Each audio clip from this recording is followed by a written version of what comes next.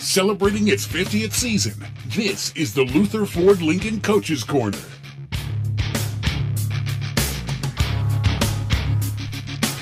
And allow me to say, oh boy, it is week 3 of the high school football season. We've got breaking news and scores and all kinds of things, conversations with coaches. Welcome to the Luther Ford Lincoln Coaches Corner program. Ward Hilliard is alongside. I'm Todd Marino.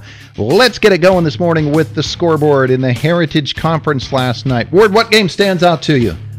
Well, there's several that stood out. The Homer-Penn's Manor game, which of course we did, was a real battle. It was everything we expected it to be. But Blairsville got in the win column. Yeah. That was a rivalry game. I was curious to see how that would play out. A lot of points, but the Bobcats prevailed, so they got their first win. That jumped out. West Shamokin gave Northern Cambria a battle for a while, but again, I think it's the offensive power of Northern Cambria that came to the fore and ended up winning that game for them. So yeah. And finally, Adam Rising and the Stingers got a win. Marion Center knocked off Purchase Line, so they were coming. You knew that was going to happen sooner or later. So interesting night. Yeah, across the Heritage Conference, and guess what? We're going to start with the WPIAL. Why Indiana not? High gets its win, first Good of for the them. season, first under Coach Brandon Overdorf, who was not able to be at the game because he had the knee surgery this week. Coach Bill Warwick led the way. Indiana beats Ringgold 48-0. Elsewhere in the Big 8, it's Thomas Jefferson, Indiana's next opponent. TJ with a 36-14 win over Bell Vernon. West Mifflin beat Trinity 47-0. Playing out of conference, Laurel Highlands a 32-0 win over Montour. Also out of conference, Greensburg-Salem fell to Mars by a score of 35-7. So Indiana TJ next Friday, and it will be at Thomas Jefferson. In the Heritage Conference, here we go, scoreboard. Ligonier Valley 47-7 over United last night. It was Northern Cambria 36, West Shamokin 14. As Ward mentioned some of these games, Blairsville a 38-26 win over Salzburg. Marion Center gets win number 1 on the season, and under Coach Adam Rising 20-8 the victory over Purchase Line. And the game that Ward did last night along with Mark Burdig, 30-28. Homer Center defeats Penn's Manor, and boy, we were watching the scores from that one come through and saying, wow, that game must be something else, as the two teams are trading the lead all night long. And then, well, we ended up just watching the game itself, as we had that capability last night. During our game, we could also watch your game. Westpac scores, Black Lick Valley 40, North Star 8. Winburn an 18-7 win over Portage. Wow. Portage falls for the first time. Berlin Brothers Valley beats Ferndale 35-0. Shade a 48-20 victory over Myersdale. Really looks like Shade, Conemaugh Township perhaps, Winburn, those are your top teams coming out of the Westpac. Township plays Conemaugh Valley today. District 6 scores, Bellwood Antis 41, Juniata Valley 7. They're back. On it goes. The Bishops all playing last night. Tyrone 44-7 over Bishop Carroll. Bishop Guilfoyle beating Cambria Heights 24-6. McCourt lost for the third time this season, 40-14. The Crushers fall to Bedford. Other scores across District 6. Claysburg Kimmel 36, West Branch 28. Richland 56-27 over Forest Hills.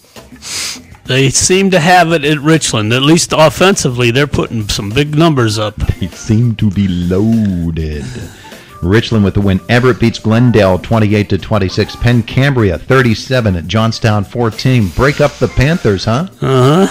It's been a while, and the Trojans seem to be on the downside this year, so some interesting things going on in that conference. You betcha. You betcha. Northern Bedford over Moe Valley 22-20. Southern Huntington beats Williamsburg at 35-6. The Rockets look like they got something. Tussey Mountain 45, Mount Union 7. Clearfield a 42-14 win over Central Martinsburg. I just threw that one in there because not that we're ever going to have any of our teams playing Martinsburg. They're AAA, but we always like to watch their scores because they got a good program. Bellefonte a 55-7 win over Phillipsburg Osceola. Bald area beats Penns Valley 49-28. Central Cambria plays at Westmont Hilltop today, and some other area schools in action. Punxsutawney, Brookville Big rivalry matchup there, and the Chucks win it 23-20 over the Blue Raiders. Apollo Ridge now 2-1. They beat Carleton last night by a score of 28-18. Chartiers Valley 21, Armstrong 17, Derry 27-6 over South Park. The Trojans are 3-0. Good for them. Absolutely. Yeah, they're starting to get that program turned. Indeed they are. It is 8:05 and we are underway. I mentioned there is breaking news in the Heritage Conference, and that breaking news is the Salzburg Trojans are declining the opportunity to play next week at Ligonier Valley, which will certainly have ramifications, and we will see what we can do in terms of breaking that down, finding out. We're going to try to get Glenn Richards, the Salzburg Athletic Director, on the air with us this morning. We'll see if Roger Beidel will comment on the situation as well. I suspect he will. And I don't know that at the conclusion of last night's Salzburg-Blairsville game, if Mike Leisure was able to comment to Chuck Clark about that or not. I suspect not, because I don't know the timeline for when the decision was made and when that information was passed along. But there you go. That's something that will certainly be a great topic of conversation over the course of the next 7 days. It's 8:06. It is the Luther Ford Coaches Corner program, celebrating its 50th season on AM 1450 WDID 100.3 FM. And we should be pretty good on the U92 Sports Channel. And here's the easiest way and the best way to do it. Just go to WDADradio.com and click on the link. That'll hook you right up with the sports channel, and you're good to go. Trib Live also has a link to the sports channel as well, so you can go there if you'd like. But WDADradio.com will get you there to the sports channel, so you can listen on your computer or device. 8:07 in the morning, and it is the Luther Ford Lincoln Coaches Corner program.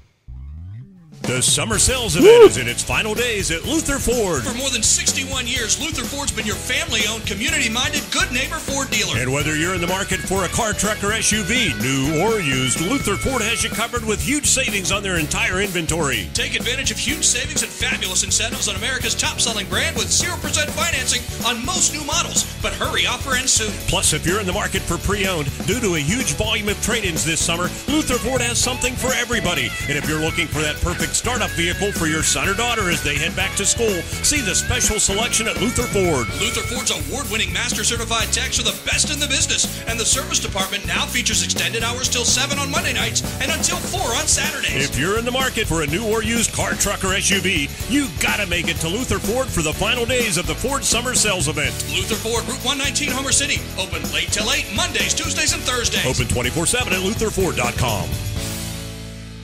Cancer can strike any part of a woman's reproductive system. In America today, a woman is diagnosed with gynecological cancer every 6 minutes. Sadly, they are often not aware of the symptoms of reproductive cancer and do not find out about it until it is advanced. On Thursday, September 13th, the Indiana Regional Medical Center's Dr. Dan Clark and OBGYN Dr. Quinice Hurdle will host Until There's a Cure, Cancer Prevention for Women at 6 p.m. at the Rustic Lodge. Please call 724-357-8088 to reserve your seat today for this important event. Ladies, with regular screenings, self-examinations, a knowledge of your family history, and certain lifestyle adjustments, you can increase your chance of defeating gynecological cancer. Please make that call today. It's free, open to the public, and complimentary refreshments will be available. Until There's a Cure, Cancer Prevention for Women at the Rustic Lodge, Thursday, September 13th at 6 o'clock. Presented by the Institute for Healthy Living at the Indiana Regional Medical Center. Call 357-8088 today.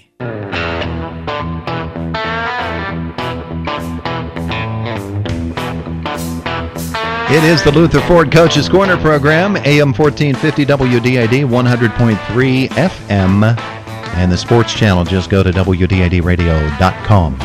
Click on the link and you are there listening on your computer.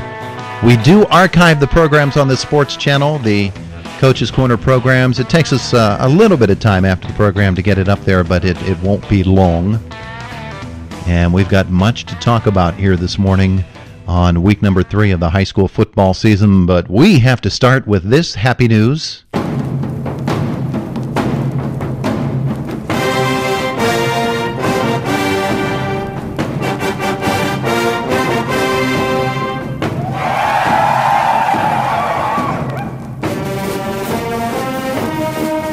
The Indiana High Little Indians win number 1 of the high school football season.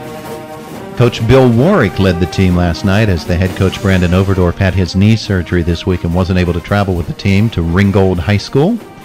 But they do indeed get the victory, and we need to point out, because sometimes we might neglect to do this as often as we should, WDID is the home of Indiana High football. So we concentrate, because there are so many Heritage Conference teams to talk about. Yeah. We concentrate on them, but it is Indiana High that is based right here on WDID, and so because of that, we've got a big win to celebrate. We always do. When Indiana High wins, we play Cherokee. Well, we're wishing them the best, huh? And we absolutely are. So what happened in the game last night? Let's find out from Jack Benedict.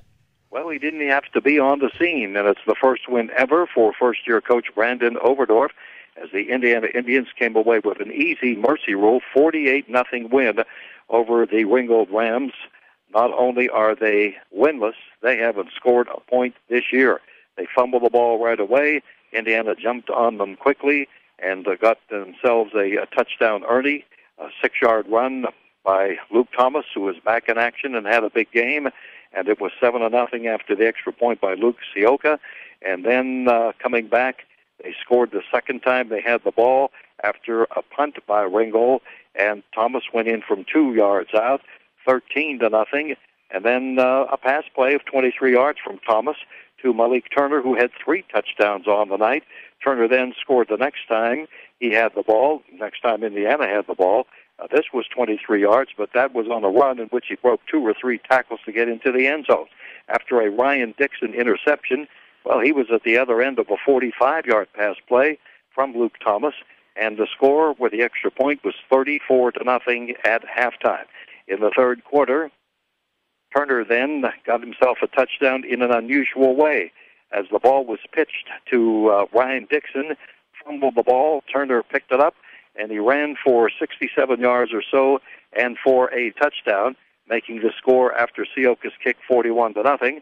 And to top it off in the fourth quarter, Jeremy Thomas, backup running back, had a drive right up the middle, split the defense, went 51 yards for the touchdown, 48-0.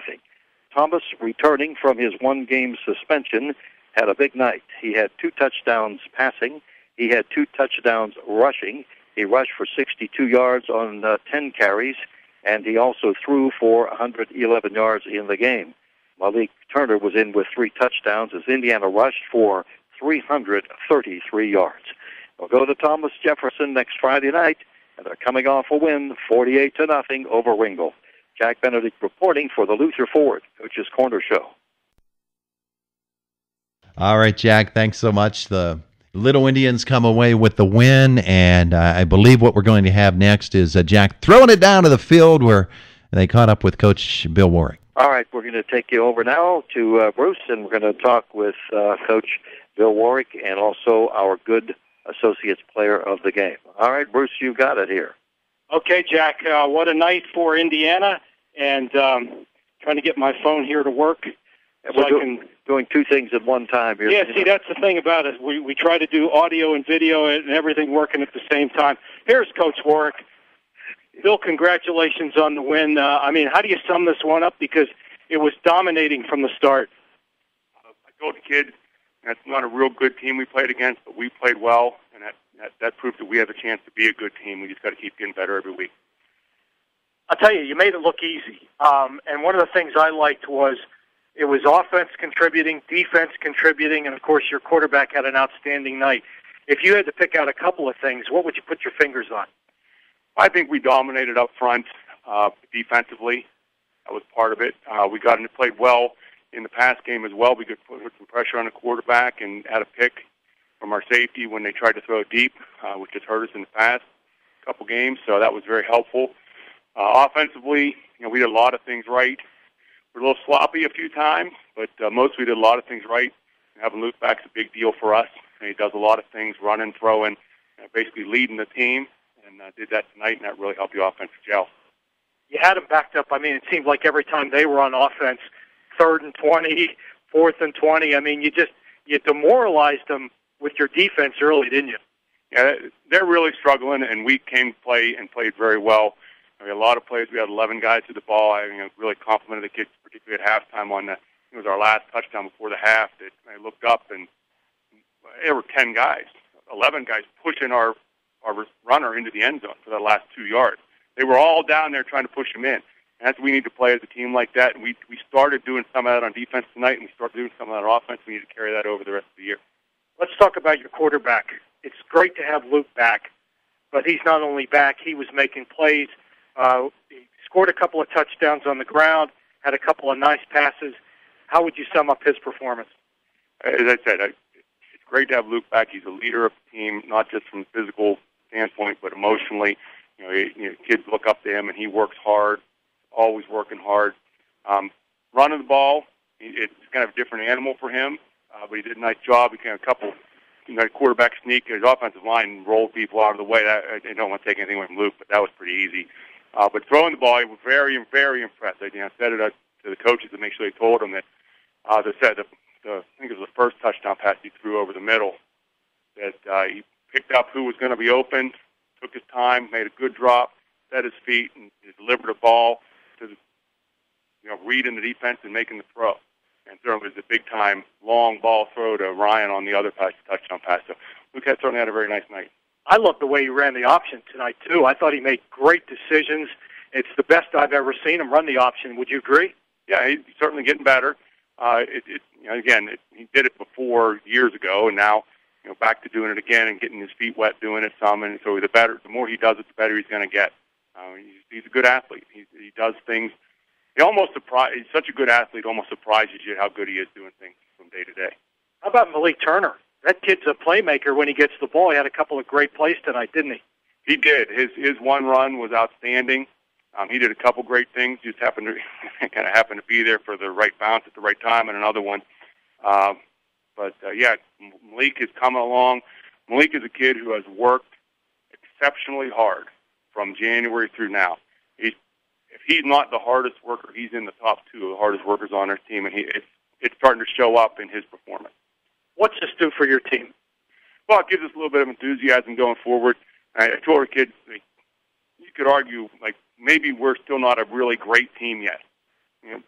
Ringgold's not that great, but a bad team can't do what we did to Ringgold tonight. So we're at least a good team, and now we're looking to be very good and great. You got a pretty good record as an interim coach. Coach Overdorf, you might want to get well pretty soon. What do you think there, Coach Bill? I think Coach Overdorf is going to get well very soon, and I'm very happy he'll be well soon and back here taking over this again. We thank you very much, Bill. Coach Overdorf has done a great job. In the months that he's been here, he's been outstanding, and very, very happy to be working for that guy. Okay, thank you very much, Coach. So, Jack, that's Indiana coach Brandon Overdorf. Yeah. And what do you say we bring in the quarterback? Sounds good to me. There he is. Luke, I saw your mom and dad a couple of days ago. I think they were really excited you were going to come back. How did it feel to be able to play again and show what you can do? Well, last week was probably the hardest week for me in my whole entire football season. Missing that game, missing being out away from my teammates, that was the hardest thing. All I wanted to do was just play for them. I think tonight I just came out, played for them, played with heart, and that's what got the job done for all of us, especially, the line, everyone played great for me, everyone. Well, we saw the difference because game one you were running for your life. Tonight you had great pass protection, and when you had time, you certainly delivered the football, didn't you? Yeah, all day we had time, the whole entire game. Our front five played amazing. I barely had any green grass or anything on my pants or my jersey.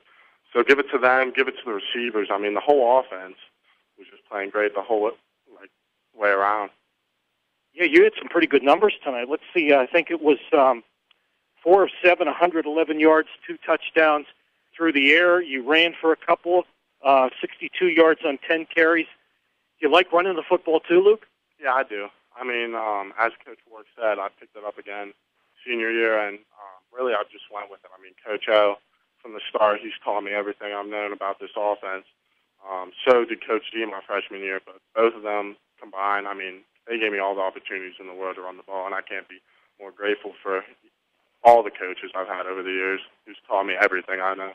We saw some playmakers tonight, too. Malik's a player. We saw some running backs we haven't seen a lot of. You like some of those other weapons? Oh, yeah, for sure. I mean, Jeremy Thomas, first year out, he was running the ball great. He had that nice 50-yard touchdown. But and Malik Turner, he, as Coach said, is the hardest worker, I believe, on the team. In the weight room, out on the field, he's grinding 24/7. It's going to be tough next week. You know, Thomas Jefferson's a team that's going to really test Indiana. What do we look for? Well, I really think we should just build from this game right now, have the energy, have the momentum going into the week, and basically just build off that, get all the hype up, get some more fans out maybe, even 20 more. But, you know, really going into the game, we're just looking to come out energy from play one, and just like today, basically. Thank you, Luke. Good job. Well, right. Jack, okay. There you go. And that is the recap from Indiana High, their first victory of the season last night as they defeat Ringgold. And it is the Luther Ford Lincoln Coaches Corner program. It's 8:20 on AM 1450 WDAD and 100.3 FM and the sports channel at WDADradio.com. How important they are in the world of sports. Coming up with the right strategy to ensure success. Who's on your team to help you reach your goals in life and protect your assets? Jack Nelson of Nelson Insurance can develop the right insurance game plan for you. Nelson Insurance is an independent agent representing Erie Insurance and other fine companies. Call Nelson Insurance for a review of your financial game plan. Nelson Insurance, Franklin Street Clymer, 724-254-9276. The summer sales event is in its final days at Luther Ford. For more than 61 years, Luther Ford's been your family-owned, community-minded, good neighbor Ford dealer. And whether you're in the market for a car, truck, or SUV, new or used, Luther Ford has you covered with huge savings on their entire inventory. Take advantage of huge savings and fabulous incentives on America's top-selling brand with 0% financing on most new models. But hurry, offer ends soon. Plus, if you're in the market for pre-owned, due to a huge volume of trade-ins this summer, Luther Ford has something for everybody. And if you're looking for that perfect startup vehicle for your son or daughter as they head back to school, see the special selection at Luther Ford. Luther Ford's award-winning master certified techs are the best in the business, and the service department now features extended hours till 7 on Monday nights and until 4 on Saturdays. If you're in the market for a new or used car, truck, or SUV, you gotta make it to Luther Ford for the final days of the Ford Summer Sales Event. Luther Ford, Route 119, Homer City. Open late till 8, Mondays, Tuesdays, and Thursdays. Open 24/7 at LutherFord.com. With interventional cardiology, services that previously had to be done in Pittsburgh now are available at the Indiana Regional Medical Center's Center for Cardiac and Vascular Care. From heart catheterizations to balloon angioplasties and stents, the Center for Cardiac and Vascular Care is saving lives. Here's Dr. Raj Pillai. This changes the community, and this changes the hospital. This is about the patients and the community we serve. The Center for Cardiac and Vascular Care at the Indiana Regional Medical Center. Always great care.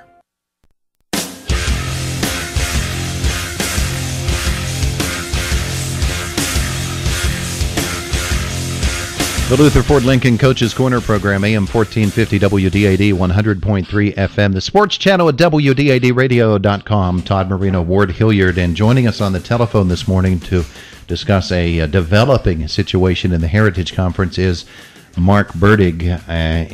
Ward, you and I touched on it briefly. Mark, you have much more this morning to contribute to this conversation. It involves the Salzburg Trojans, the Ligonier Valley Rams, scheduled to play next Friday at Ligonier. We're going to try to talk with Coach Roger Beidel about that as we get to his game story against United last night. But it appears that game is maybe not going to happen. Mark, good morning. Good morning, Todd. Yeah, I guess I'm your Coach's Corner insider this morning. There you go. Is that my role? Yeah. The pay's the same, right? I get coffee at home, and that's it. But, yeah, you know, I had heard rumors, and I mentioned it to you either yesterday or Thursday. And so I reached out to Glenn Richards, actually emailed him yesterday and flat out asked him. And didn't hear back immediately, but lo and behold, immediately after we signed off last night from Homer Center, Memorial Field, Glenn calls me and confirmed that, yep, that's true. They will not be playing Ligonier Valley this week. And, you know, here's what it comes down to, and I think you could say there's both short-term and maybe even long-term ramifications here. After talking to Glenn, and I've talked with him a couple of times this morning, he interrupted me making my coffee, which is, you know, it's a big challenge for me to do that. But now we had a good talk, and Salzburg, obviously, as you know, lost to Blairsville last night, and they lost more than a game. They started the season with 19 rostered players. One of those players, Santino Bartolini, has been out due to an injury even over the summer. I know it kept him out of the Young Township Junior Legion baseball team that JT Yard's team made a run, and Santino, I think, suffered an injury in a quad accident, but he's still out. So they really start with 18 players, and Todd, you know, they have some good athletes at Salzburg, but you're asking a lot from a few, and eventually it catches up to you physically. And last night, Glenn told me that they lost 5 players due to injury. 4 of them would be out next week at Ligonier. So now you're asking, 14 players to go face a big, strong Class 2A team that has a roster of 45 to 50. I've seen them. Ligonier, as everybody knows, very, very good, very, very talented and strong. And, you know, it's just a big challenge. So do you railroad potentially the rest of your season if that goes in an ugly way? So I think when you dig deeper, not that you have to dig that deep, you have to be honest about it. And in my opinion, you ask if maybe the Heritage Conference and potentially Ligonier, do they have a problem on their hands here? And maybe if I look at Westpac, there might be something there too. But you know, I've been in sales and management all my life, so the numbers are the numbers, and they generally don't lie. And right now, you look, Ligonier Valley is the largest 2A team in the state with 197 students. Obviously, that makes them the largest in the Heritage Conference. Salzburg's the smallest with 69. So including Salzburg, I did some checking this morning. The 7 Class A schools in the Heritage Conference averaged just a tick over 100 male students in the 3 grades that the PIAA measures. 104 to be exact is what they average. So you have to ask, is this working? You go back to the Appalachian Conference, something that I talked to Glenn about last night, like the 2 guys hosting the Coach's Corner show, been around the block a little bit, and the conference was really formed in 69 as a small school conference. And that dynamic's changed a little bit. And, you know, one vision I always had, and I shared it with Glenn, and I think it's something he's been advocating for, maybe falling on deaf ears, but I've been on the record for a long time, and maybe I'll upset a few by saying this and bringing it up right now, but I always thought District 6 should align very similarly to what the WPIAL does. Have sections by classifications. I think it would be good for the Class A schools. It would be good for the Class 2A schools, including Ligonier. Granted, in District 6, we don't have that many larger schools, so you have to draw the line, you know, somewhere. But you could end up maybe with 2 championship games. Obviously, the Whitfield now has 6. And I just think it's a fairer system for all, but that's just me. I'm not saying it just today. I've said it for years. That's what I've always thought would be a better, fairer system. And, you know, this isn't on Ligonier. It is what it is. They have a merger, you know, with Laurel Valley back in 2000, or what was it, 2010, and you know they become a bigger school, and you know that's not their fault, but it has caused some issues. And Salzburg, obviously taking a little bit of a stand. I think you know primarily right now for health and safety of their own student athletes, but long term, I think it's going to be interesting to see this thing develop. Yeah, well, I know that you have advocated for that sectional system for a long time, and in the past, it was as much because you thought there would be more interesting and more competitive games, but now there becomes this element of it, and it does not portend well for the Heritage Conference. There are going to have to be some decisions made. Because, you know, we're going to run into this situation every single year. And we have been dealing with it for a couple of years, and it seems like it's really come to a head right now. One of the contentions is that Salzburg has known all along that they weren't going to play this football game against Ligonier Valley, maybe looking ahead at the numbers of kids that they would have coming out and realizing that they couldn't field a team in week 4 of the high school football season because they know that kids do go down with injury. But that will become a part of that conversation as well. How long have they known about it? Who else knew about it? And when was the decision made? That's all going to be part of this conversation in the next week or so. And I know Roger Beidel is going to have some pretty strong comments on it when we do his segment as the recap of last night's game against United. Yeah, and as far as the decision, I don't think it was made from talking to Glenn until last night. When the injuries occurred, and I really believe that. Could there, might you have been looking down the road knowing you're starting with 18 players? Hey, if we suffer an injury or two, we might have to look at making some decisions. Sure, I think that's only smart, but I think maybe, and I did talk to Glenn right before the show again, and you might catch him in the second hour, Todd, and get him to follow up on this. But I think is the decision the same if they come out of the game healthy? Maybe it is. I don't know, but I think that the injury certainly cemented it. There's no question about that, and from the safety and the overall welfare of their program and hoping to finish the 2018 season, I can't say I blame them. And is this going to be the first game that Salzburg has to forfeit? Because if those kids are not able to come back in 2 weeks, in 3 weeks, in 4, are they going to have to drop more games in this same fashion? Well, I guess the possibility exists. I don't know the seriousness of the injuries. I don't know if I would have asked Glenn if he would have shared that with HIPAA rules and everything, if he'd have been even allowed to. But that's something that if you're able to reach him in hour number 2, that he might be able to discuss further. But I do think that that you get back down onto your own playing field, and maybe there's a little higher level of confidence moving forward. But it was a decision that they felt was best in talking to Glenn for the program for this week. Certainly not ideal for Ligonier Valley to have an off week. All of a sudden, kids want to play football, and they have an issue with their starters getting a lot of playing time as it is because of their games always ending up in the mercy rule here, at least recently, these past 2 or 3 years. So, yeah, it's a challenge. I think it's going to be interesting, not only this next week or two, but maybe looking down the pipeline as, other people look at this and say, hey, maybe this system right now isn't the best. And it just might not be working. All right, Mark, thanks for joining us. Maybe we'll hear from you a little bit later this morning, but as an old coach of mine used to say when the ball was hit over the head and I had no chance to catch it, get on your pony, Marino, and that's what I need to do. I need to get on my pony here and get on to the rest of the program, see what we can fit in here this morning. Mark, thank you. I know your baseball coach many times said he got tired of seeing the numbers on the back of your uniform running toward the fence. There's Mark Burdick joining us here this morning on the Luther Ford Coaches Corner program. So Blairsville and Salzburg did meet last night on the football field, and here's the recap of that game with Chuck Clark.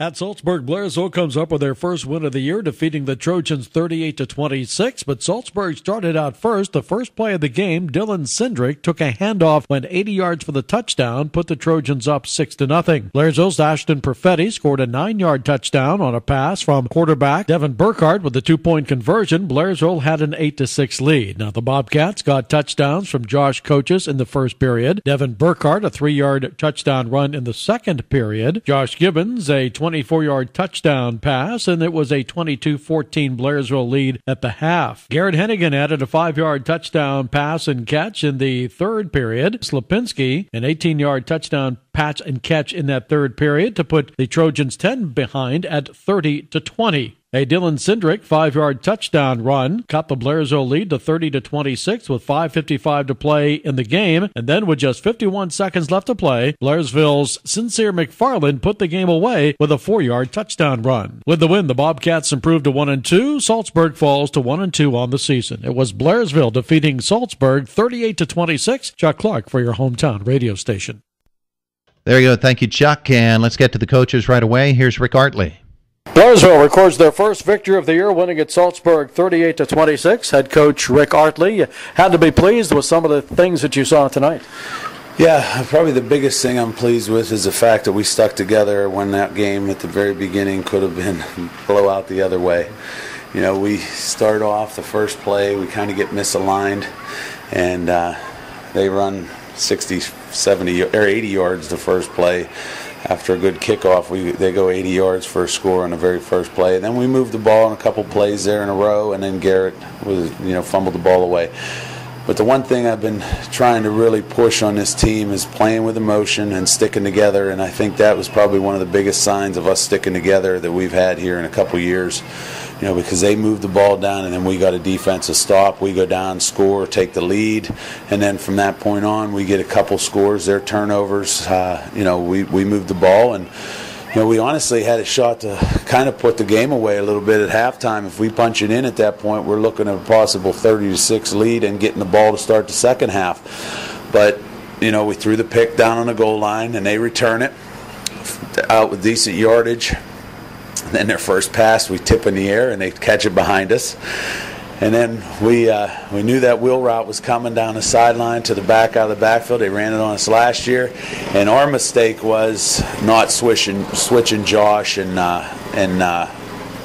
Ashton Perfetti. We probably should have had Ashton on the other side and put Josh over there, knowing that's probably where they were going. And he made a great catch. He went up over top of Ashton, made a play. But, some of the things that Ashton did for us on the offensive side, and he played well defensively, but some of the things he did offensively for us, early in that game, that's been a key for us. I mean, when we lost Brock early on, I knew Ashton would be one of our first go-to subs, but what he's given us already this year is way more than I ever anticipated, and he's been a huge plus for us. And I thought, other than that one ball Devin threw in the first half, he played a great first half. He put things together, and I wasn't real happy with the way we were running the football early on, and part of it was up front with the line, and part of it Sincere really didn't finish the runs. So we spread them out, and we really got most of our success there late in that half, spreading them out and actually running Devin. And Devin did a great job up until the turnover. But in that at halftime, we really put it on Sincere to finish the runs, and I thought he did a great job in the second half. And for him to punch that in at the end of the game and salt the game, put it away for us, it was it's exciting for our team, but I'm excited for him as a freshman. He's going to be one of the better backs we've ever had here at Blairsville, and I know he's well on his way. And when he finishes runs, he's tough to bring down. He doesn't look like a freshman when he's running hard. There's no doubt about it. After the first play, falling behind 6-0, you came back, took the lead on the 2-point conversion, 8-6, and then I know the defense has been a big concern all year, but they recover 4 fumbles. Each time they were long runs by Salzburg. Yeah, they were moving the ball on us, but that's the one thing that we really stressed also is when people are held up, they're fighting for that extra yardage. We got to get somebody in there trying to get the football out. And, on a sweaty, hot night like tonight, it's something with this humidity that those balls get pretty slick. And I thought we did a great job of capitalizing on some of those turnovers and keeping them out of the end zone. And, that first half, we did some things to capitalize on it. In the second half, we used some of those turnovers just to stop some of their drives. So, it was a total team effort. I thought we played with emotion for the first time all year. That's another thing I've just harped that we can't play this game without emotion, and that's the one thing that I thought we brought to the table tonight, and hopefully this kickstarts us playing with that type of intensity. No matter who we're playing, you got to play with that same intensity week in and week out, because this game of football, there's no other way to play. There's Rick Artley, the head coach of the Blairsville Bobcats, with Chuck Clark, and Chuck also talking with Mike Leisure of the Salzburg Trojans. Mike Leisure, the head coach of the Salzburg Trojans, pretty much what you expected with Blairsville tonight? Yeah, we knew they were going to throw the ball around, but they really they did a tremendous job finding the open receiver. A couple times we were misaligned, and that's on our coaching staff. But credit to them, they were able to create some mismatches and they made some plays. Now you came out in a big way. You had the ball first play of the game at the 20-yard line, and Dylan Sindrick takes it 80 yards for the score. Yeah, that was a big play to get started, but then we had a penalty there that wasn't necessary, and that kind of, then we missed the extra point. So that puts us back a little bit, but, we that's not going to, it was a good way to start, but, we need to start finishing games. You started with the game's first score. You also recorded the game's first turnover, picking up a Blairsville fumble in that first period. Yeah, that was good to get that. That was one of the few turnovers that we actually created. They won the turnover battle tonight big time, and, that's what's going to haunt us. I think we had 5 fumbles throughout the night. We lost 4 of them. and it's tough to win football games when you turn the ball over like that. Is that an unusual stat for your ball team? We've fumbled before, but nothing like that. I think that's the moisture tonight. There was a lot of kids were sweating pretty good. I think that had something to do with it. But give Blairsville credit; they were stripping the ball. And our kids got to do a better job of tucking it away, and we didn't do that tonight. Got down 22-14 at the half, but then in the third quarter, you started to make a comeback, trailing by 10 at the end of that period. Yeah, I think that second quarter, at the end of that, Josh Gibbons had that big pick. From there on, we started to make a little bit of a push. When he made that pick, then we go about 50 yards in 45 seconds to get right back in the game there. Going into halftime, we felt a little bit more confident that we were able to play with them. But yeah, third quarter, we were able to move the ball as well. I think they did have one or two stops there in the third quarter, which was, big. But I was pretty happy with our effort of not quitting when we were down. We could have quit, but the kids fought, and they got back in the game. Inside 6 minutes to play in the game, Dylan Cendrick scores. It was a 35-yard drive. You missed a 2-point conversion, but with less than 6 minutes to play, you're only down by 4 points. Yeah, we had opportunities there, and then even looking at that last play there offensively, we had we called a play that we ran last week, and we had a receiver slip by the D-backs there, but Dylan just didn't have enough time to get the ball. I don't know if it was tipped or what, but if we would have had a little more time, got a little more air under that, that could have been a big play. It's been a warm start to the season. Both teams had numerous problems with the heat tonight. Oh yeah, definitely. There was cramping all around. We had, a couple other injuries that that don't help when you got a small roster, but. Blairsville gets all the credit tonight. They played tough the whole way through the game. Physically they wanted it. They wanted it a little more, and they fought pretty tough the whole night. Now, what does this game mean? I'm sure there's a lot that your team can learn from this. Yeah, we learned that we need to finish games. And defensively we got to get better the whole way through the game. We got to play better. Our alignment and assignment needs to be better. For us to move forward and get better. Now, this week in practice, you have to get ready for Ligonier Valley at Ligonier Valley. We'll have Ligonier, yeah. That's going to be, got to get ready for that game. So, that's what we'll do. We'll take it one day at a time. Okay, Coach, pretty good effort out there tonight. Just came up a little bit short. Yep, I appreciate it. Thank you. Mike Leisure, head coach of the Salzburg Trojans on our Luther Ford Lincoln Coach's Corner program.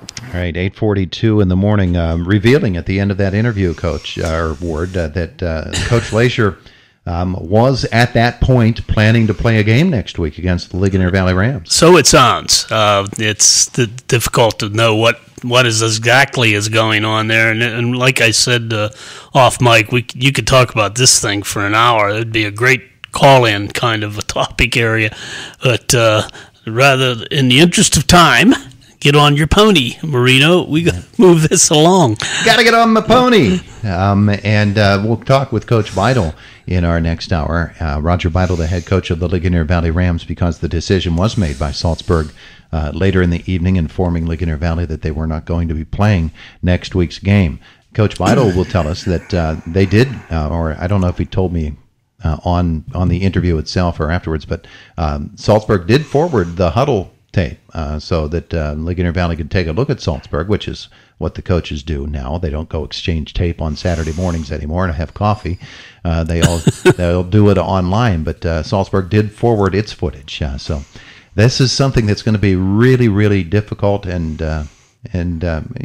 maybe game-changing in the Heritage Conference as we move forward. 8:44, it is the Luther Ford Coach's Corner program, celebrating its 50th year here on AM 1450 WDAD, 100.3 FM, and online, the sports channel at WDADradio.com.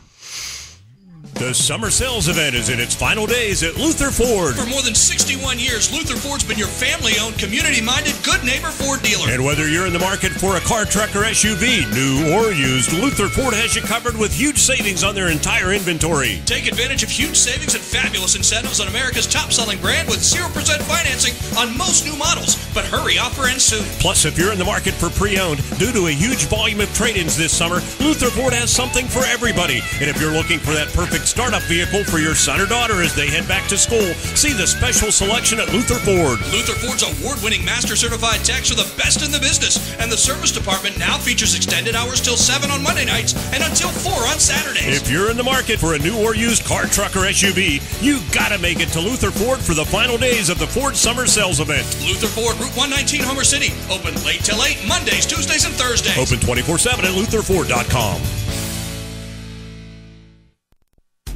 In sports, athletes are looking for that competitive advantage. So where do you find it? At Forged Human Performance Center. Forged Human Performance Center is the area's premier source for sports performance training. Train with an experienced and certified strength and conditioning coach to help improve athletic skills like speed, agility, quickness, and strength while reducing the likelihood of injury. Sports performance training at Forged Human Performance Center. Conveniently located on Route 119 in Homer City, or go online at forgedhpc.com. It is the Luther Ford Coaches Corner program celebrating 50 years here on WDAD, AM 1450, 100.3 FM. And we're glad you're with us here this morning. We're online as well at the Sports Channel, WDADradio.com, directly linked right there. All right, it is a Saturday morning, and the Marion Center Stingers have not had a couple of good years. They've had some struggles recently. Adam Rising, now in his first year as the head coach, week 3 of the high school football season, and Ward, coach, and his troops got themselves a win last night. Yeah, I did. Like I said, I talked to the coach in the preseason coaches show, and I came away very impressed. I mean, I could see his dedication, commitment to making that program better, and I knew a win wasn't far away. And boy, there they are. Week 3, they managed to get the first one, so good for them.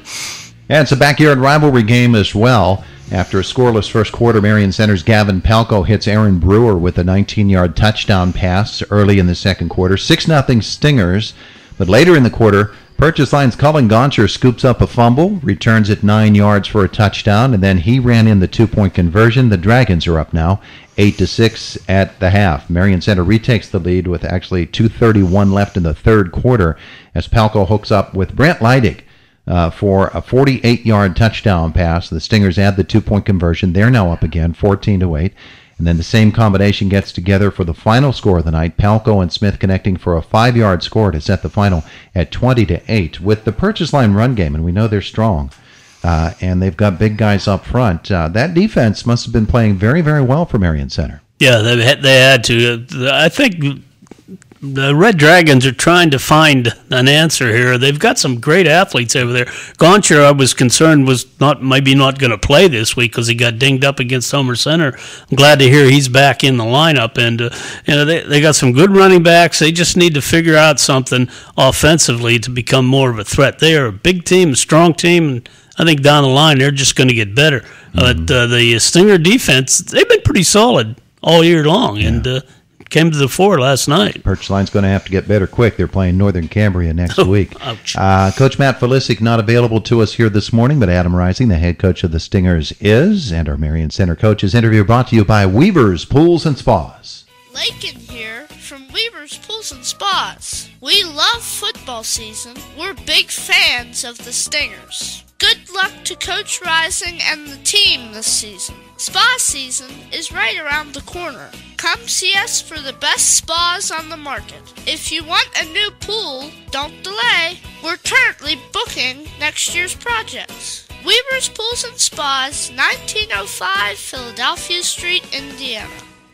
And he gets the victory last night. The Marion Center Stingers' first victory as a head coach for Adam Rising joins us this morning. And Coach, I know I said it's your first victory, but it's the team's victory, isn't it? Oh, absolutely, for sure.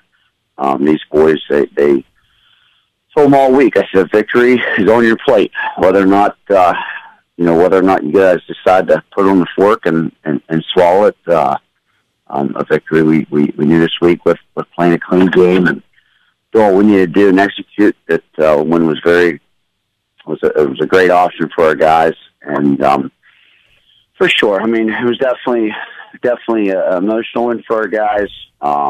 You know, a special one for myself and my coaching staff, and you know, it was such this group of kids, this group of seniors. It was just such a pivotal win, third game of the season. On, you know, from a conference standpoint, you just get a taste. Like I said, with the last 2 weeks, we're just so close, a few plays here and there. These guys to put a full four-quarter game together. I'm very proud of the program and our kids, and especially this group of seniors to walk off with a W last night. And all of your scores coming through the air last night. That's interesting. Was that the story of the game? I suspect that it was not, but offensively, your philosophy going in and how you were able to execute that game plan. Yeah. It was just opportunities present themselves at that point in the game. I mean, our run game, I'm not sure the total yards of what we had last night. But I know Austin Ronhart and Garrett Wells and Zach Hicks really gave us everything they had last night running the ball. Three phenomenal backs. Love those kids to death. They're great kids. They're great backs. And we just, like I said, they Coach Flisick threw a little bit of curveball at us. He came out in a 5-3, which, you know, they were running a 4-2, 6-2 look. And they tried to take our outside perimeter game away. And, you know, and bring pressure and just opportunity to present himself with us passing the ball and that down. And first one, Aaron Brewer made an empty catch in the back of the end zone and did a nice job. And Brant Leidig, I was very proud of Brant last night. He came back, you know, had some tough goings the last couple of weeks, but really stepped up last night from the mental aspect. Up with a real big catch, real big second touchdown for us. In the air. Pelka hooked up him across the middle.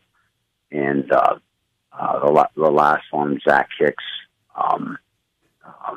scored on a real phenomenal catch on the side of the end zone. And I also got to say, Ty Ryan, a freshman, stepped in last night and threw a phenomenal 2-point conversion to Garrett Wells. It was just such a pivotal point in the game. For us to get that 2-point tie, you know, as a freshman come in and had the big eyeball look, and I told Ty, so you got this. Told what Garrett was going to run, and he came in and executed. So another great kid, you know, backup quarterback for us that throws a nice ball. But yeah, Todd, we you know, our passes came, you know, I know I said I want to be balanced, a balanced offense, and it was so pivotal last night for our offensive defensive line to really man up and get the job done up front. Afterwards, guys, man, it is really nice to be able to pound and grind within the tackle box. And so kudos, hats off to those guys. Yeah, and defensively, of course, Purchase Line comes at you with a heck of a running game. Gauncher and Mr. Seister, of course, they seem to have wealth of Seisters in Purchase Line, and you know that every time one of them gets their hands on the ball, that's a potential big run. So for your defense to stand up as they did must have been pretty heartening for you too. Absolutely. Those two kids are tough kids. I got a chance to talk to Gauncher after the game a little bit. Great kid, tough, hard-nosed kid. Plays a heck of a fullback, plays a heck of a linebacker. And then the Seister boys, you know, the name speaks for itself. And it was, I guess, kind of a little bit of humor throughout the week with, because we got an Eisenberg, a Levi Eisenberg that's related to Seister, so there's a lot of family, a lot of cousin love there that, throughout the week we come use that as a motivational tool. And hey, you know, you can let your cousin talk well, you know, for the next 20 years at family reunions, or you could do the talking. And, but yeah, both tough kids. Defensively, our kids really and stepped up again, you know, took our defense another level, and got to the ball. I mean, there was kids there was kids last night that just really executed well. Defensive line did a great job, and you know, pressure line obviously plays the smash mouth football where they're going to line up an eye and they're going to ISO and dive you. The linebackers again stepped up, and we closed gaps real well last night. We got to the football quick. You know, Barnett didn't really have a ton of time back there to throw the football. And again, I haven't seen the numbers yet from a yardage standpoint, but we could have given up too many yards. There was a lot of negative plays, and hats off again to our defense. And you know, realistically, they had a shutout. You know, the only touchdown came from a scoop six from an offensive side on our end. But very proud of our defense, and very excited to continue to see where we climb on the defensive side of the football. Very good, Coach. Congratulations on your first victory and on the program's first victory of the season as well. And we look forward to learning the story against Homer Center next week. Have a great Saturday. Hey, thanks a lot. Really appreciate it. That's Adam Rising, the head coach of the Marion Center Stingers, who are now 1-2 after the victory last night over the Purchase Line Red Dragons. Again, we reached out to Matt Felisic this morning, but we're not able to make that connection. We're headed toward halftime of the Luther Ford Coach's Corner program. It is AM 1450 WDAD, 100.3 FM, and the sports channel at WDADradio.com. The summer sales event is in its final days at Luther Ford. For more than 61 years, Luther Ford's been your family-owned, community-minded, good neighbor Ford dealer. And whether you're in the market for a car, truck, or SUV, new or used, Luther Ford has you covered with huge savings on their entire inventory. Take advantage of huge savings and fabulous incentives on America's top-selling brand with 0% financing on most new models. But hurry, offer ends soon. Plus, if you're in the market for pre-owned, due to a huge volume of trade-ins this summer, Luther Ford has something for everybody. And if you're looking for that perfect startup vehicle for your son or daughter as they head back to school, see the special selection at Luther Ford. Luther Ford's award-winning master certified techs are the best in the business, and the service department now features extended hours till 7 on Monday nights and until 4 on Saturdays. If you're in the market for a new or used car, truck, or SUV, you gotta make it to Luther Ford for the final days of the Ford Summer Sales Event. Luther Ford, Route 119, Homer City. Open late till 8, Mondays, Tuesdays, and Thursdays. Open 24/7 at LutherFord.com. If your weekend has started with a strain or a sprain, a sports injury, concussion, even a fracture, an ankle injury in Friday's game, an elbow injury from that wobbly ladder, if you've been hurt, visit the IRMC Physician Group Saturday morning injury clinic from 8 a.m. to noon at the Human Motion Institute, Suite 100 on the Indiana Regional Medical Center campus. Walk-ins welcome or call 724-427-2260 that morning to let them know you're coming. On-site x-rays available. The Saturday morning injury clinic is open every Saturday from 8 a.m. to noon, Suite 100 at the Human Motion Institute. Game plans, how important they are in the world of sports. Coming up with the right strategy to ensure success. Who's on your team to help you reach your goals in life and protect your assets? Jack Nelson of Nelson Insurance can develop the right insurance game plan for you. Nelson Insurance is an independent agent representing Erie Insurance and other fine companies. Call Nelson Insurance for a review of your financial game plan. Nelson Insurance, Franklin Street Clymer, 724-254-9276. Celebrating its 50th season, this is the Luther Ford Lincoln Coaches Corner. And we're just about at halftime. It's WDAD, Indiana, AM 1450, 100.3 FM, and online, the sports channel. You can click on the banner right on our website, WDADradio.com. The programs will be archived, not immediately, but very soon, right after the program ends. And we're going to hit the scoreboard here. There's much to do in hour number 2, including, Ward, you're going to be excited by this, a new feature, our Trick Play of the Week. Whoa, that's just what we need. Another play of the week. We're going to ask a trick question for a couple of our coaches each week in the Heritage Conference. We call it the Trick Play of the Week. That's sheer brilliance. That's sheer brilliance. That's one word for it. There could be others that apply more directly. I don't think you come up with that, did you? Actually, no. You can blame my wife for the trick play of the week. Here we go. Heritage Conference scores last night. Northern Cambria 36, West Shamokin 14. Blairsville 38-26 win over Salzburg. Ligonier Valley 47-7. They roll over United. Homer Center nips Penn's Manor and come from behind fashion 30-28. Marion Center's first win of the season 20-8. So Blairsville and Marion Center both get win number 1 in week number 3. In the West Pack, Black Lick Valley 40, North Star 8. You can tell me which of these scores surprises you, or maybe none do. Winber 18-7 over Portage. That one surprises me. Yeah? Portage of power over there. Maybe having a down year, unusual. Boy, that's the thing. You know, they lose in week 3, and that's the first thing you think. Maybe they're having a down year. Maybe Winber's pretty good. Yeah, Winber has had down years. Berlin with a 35-0 win over Ferndale last night. Shade beat Myersdale 48-20. Today, Conemaugh Township is at Conemaugh Valley. Bellwood Annis, District 6 scores now. Bellwood Annis 41-7 over Juniata Valley. The Bishops all playing last night. Bishop Carroll falling to Tyrone 44-7. Bishop Guilfoyle beating Cambria Heights 24-6. Does that score surprise you, if not the victor?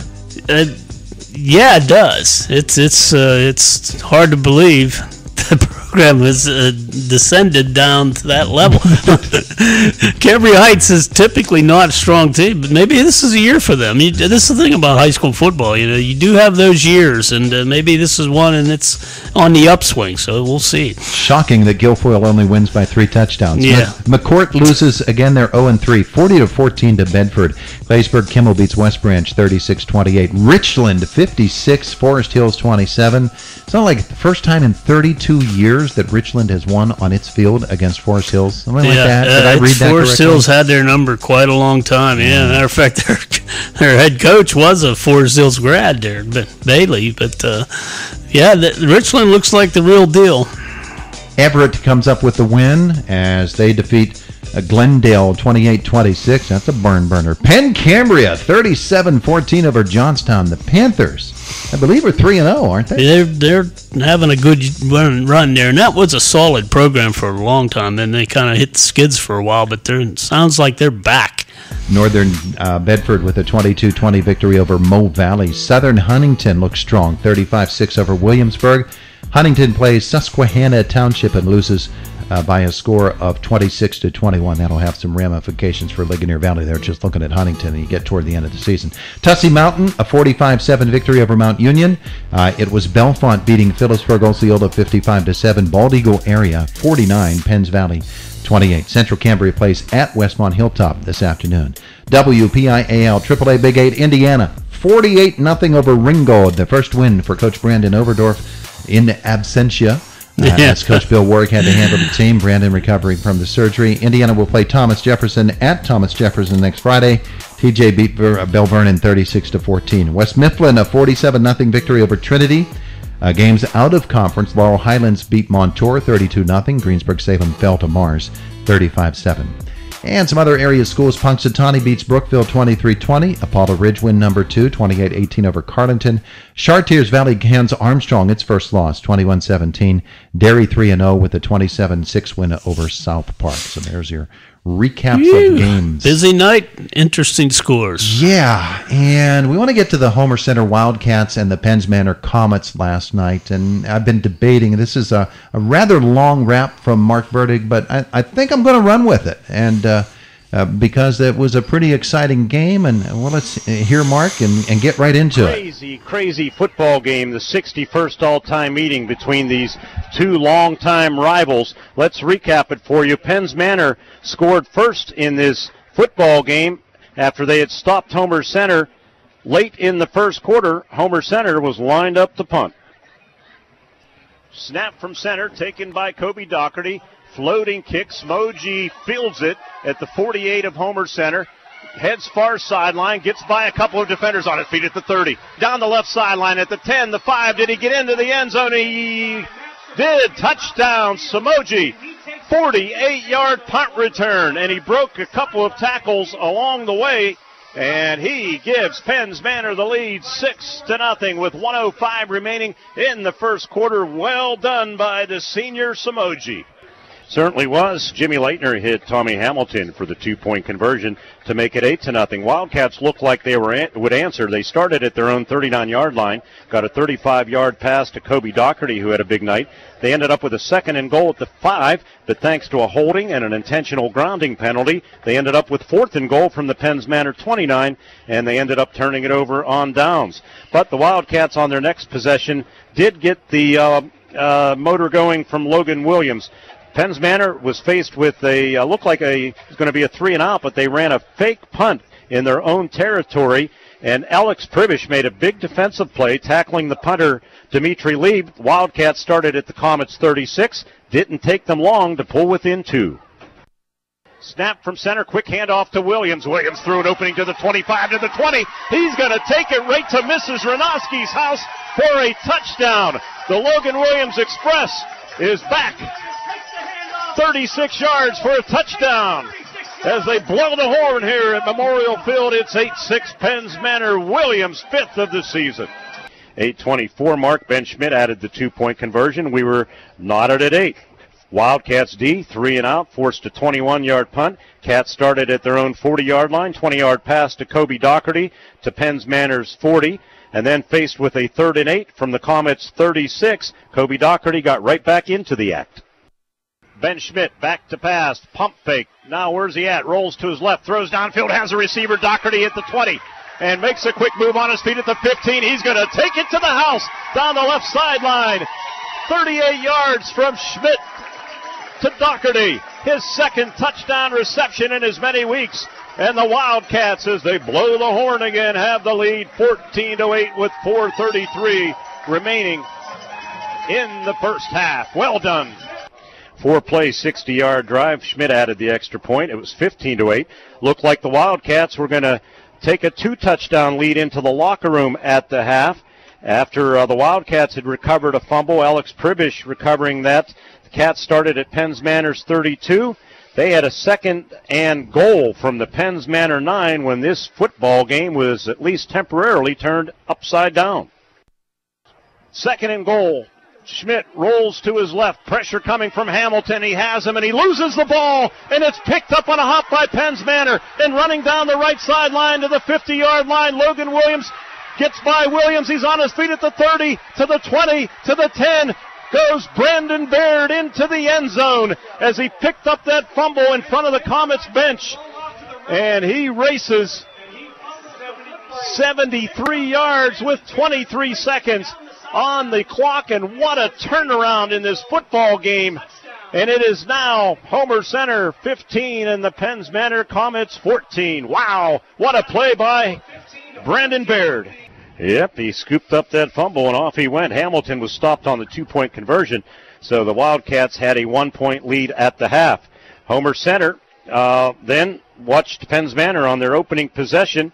Tommy Hamilton with another big play for Penns Manor, this one on the offensive side. Wingman motioning behind is Hamilton, and they pitch it to Hamilton. And Hamilton has running room inside Wildcat territory, breaks a tackle on his feet at the 40. He's going to take it the distance, 62 yards as he broke a couple of tackles, and the Penns Manor Comets have the lead on the 62-yard run by Tommy Hamilton with 8:14 left in the third quarter. It's now Penns Manor back up on top, 20-15. 4 plays, 73 yards, took a $151. Dimitri Lieb was stopped on the 2-point conversion, so the Wildcats trailed by 5. Back came the Wildcats, however. 23-yard kickoff return from Logan Williams, and then Homer Center at the Penns Manor Homer Center 47-yard line. Quarterback Ben Schmidt used his legs on a big play. Schmidt's going to keep it to midfield to the 45 to the 40. Then in the loose at the 30. Heads far sideline to the 20. Trying to get the angle on him. He dives into the end zone. He doesn't even dive. He races inside that orange pylon, and he takes it 53 yards for a touchdown. And back comes Homer Center. They now lead the Penns Manor Comets 21-20. Ben Schmidt with those great wheels. Doherty, the holder, out of the snap of after a after a penalty 2-point conversion run. Logan Williams made it 23-20. So that's where we were in the third quarter. Homer Center had the ball, And another mistake, actually, 2nd down and 10 Homer Center was faced with, and Penn's Manor made another big play on the defensive side. Schmidt takes the direct snap, going to keep it, comes near sideline, trying to get a block, but Travis Mock couldn't defend well, and it's intercepted. And down the left sideline, it is O'Neal running for a touchdown on the interception return, 37 yards. And the Wildcats give up another big play, and Penn's Manor goes back up on top. Schmidt was pressured, made a bad throw, to be honest with you, and Penn's Manor has the lead 26-23. 28-23 after the 2-point conversion pass to Tommy Hamilton with 1:24 left in the third. Comets back up on top. They attempted an onside kick. Brock Hauser recovered it. Wildcats looked like they were going to answer right back. They were down inside the 1-yard line, but Ben Schmidt looked like he was across, but he fumbled the football. Penn's Manor poked it loose, recovered it at the half-yard line. After looked like Penn's Manor was going to be stopped, a personal foul on Homer Center on 3rd down gave them new life at the 17, but a big stand by the defense forced a 42-yard punt, and the Wildcats started a game-winning touchdown drive at their own 34-yard line. Ben Schmidt ran 16 yards to Penn's Manor's 44. They worked it down to the 33-yard line of the Comets, and Ben Schmidt went back up top to his favorite target. Schmidt going to throw deep. Out there is Doherty. Can he catch up? Touchdown, Homer Center. Left corner of the end zone. 33 yards. Perfectly thrown ball from Schmidt. And the Wildcats back out on front. 29-28. That was a strike from Schmidt to Doherty. Schmidt added the extra point, Ben Schmidt that is, and it was 30-28 Homer Center, and they were able to hang on and defeat the Penn's Manor Comets in some kind of wild football game at Memorial Field. 30-28, Homer Center over Penn's Manor. There's Mark Burdig's recap of last night's win. He's going to talk with the head coach of the Wildcats, Greg Page, next. Our Homer Center coaches interview brought to you by Alba's. Alba's in downtown Homer City is proud to support Homer Center Athletics. Join your family and friends at Alba's and listen to all the Wildcats games this season. And while there, enjoy their great lunch and dinner specials and the coldest drinks in town. Alba's is a family-friendly restaurant. Everyone at Alba's wishes Coach Page and the Wildcats the best this season. Alba's is open for lunch Tuesday through Sunday. Their food is the talk of the town, and so are the Wildcats. Alba's, 221 South Main Street in Homer City.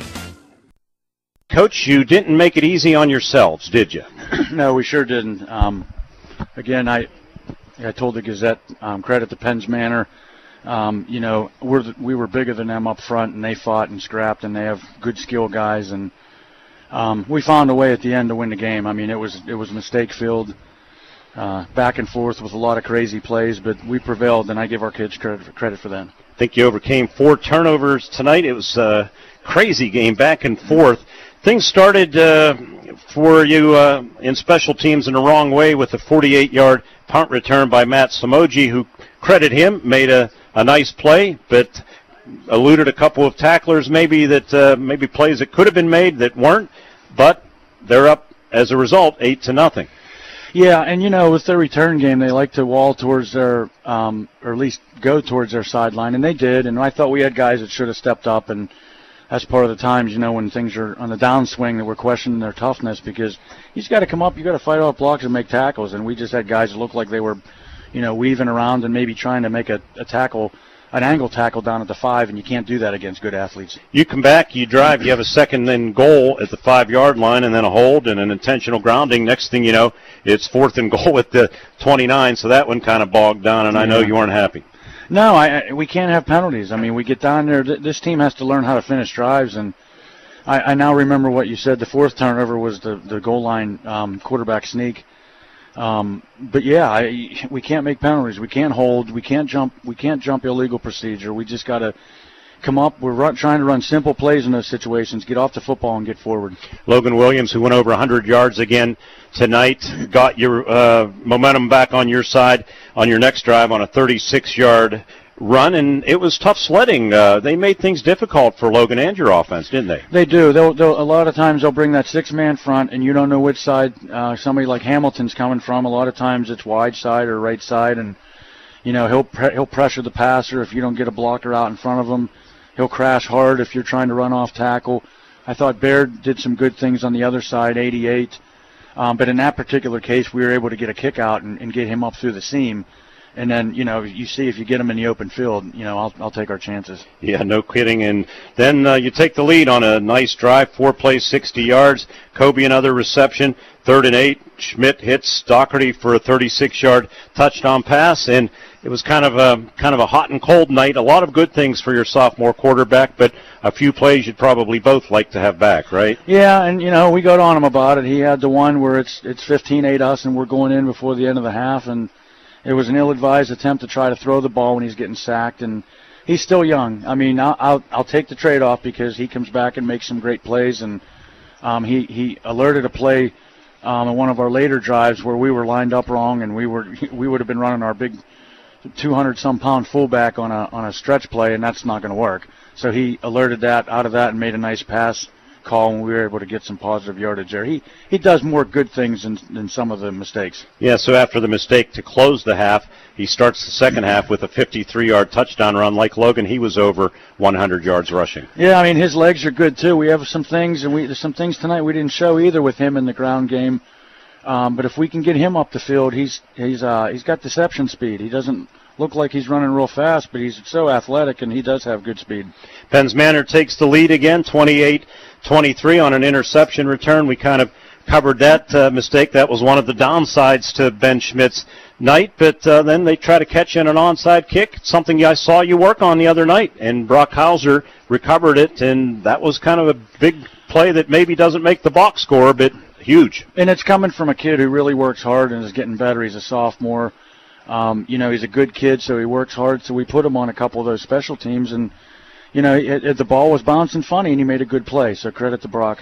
That fumble that you alluded to inside the 1-yard line, Nick Schmidt, our sideline reporter, thought maybe he had reached it across for a touchdown, but the next thing you know, Penn's Manor comes up out of the scrum at the half-yard line. With football, what did you see? What kind of explanation did you get? I had a bad angle, but all I got was that the umpire made the call that it was a fumble, so I don't know how he can see that the ball crosses or doesn't cross the plane of the goal line.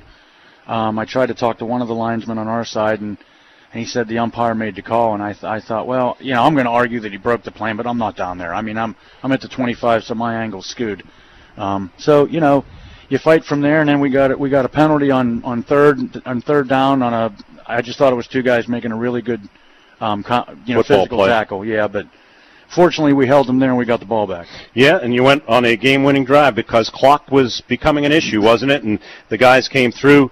Ben Schmidt's 16-yard run again, and then the 33-yard pass was really a thing of beauty. At first, you're thinking, is Kobe going to be able to run under it? And run under it he did, and hauls it in. And that was a thing of really a picture of beauty from up here in the booth. Your thought was my thought, too. I was hoping he'd get there. And, earlier in the season in the scrimmage a couple times, he wasn't getting there, whether it was overthrown or it was him. But, that's what work does, when you work on that stuff in your Monday, Tuesday, Wednesday situation. So, Coach, it's in the win column. It's on the road to Marion Center next Friday night. You're on the right side of 500 after a season-opening loss, and despite some of the trials and tribulations, you have to feel pretty good about it.